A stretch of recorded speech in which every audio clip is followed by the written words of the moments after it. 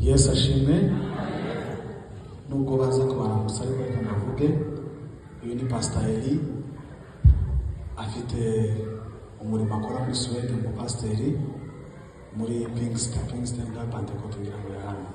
Yego, yitwa Pastor Iva, nawe atuye muri Sweden mu mujyi wa Stockholm, afite urusengero rwitwa ICL, niwe muyobozi wako.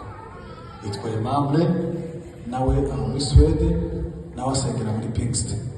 Yitwa Patrick, nawe aba muri Pingsten ariyo Pentecote. Imana ibahe umugisha mwinshi cyane.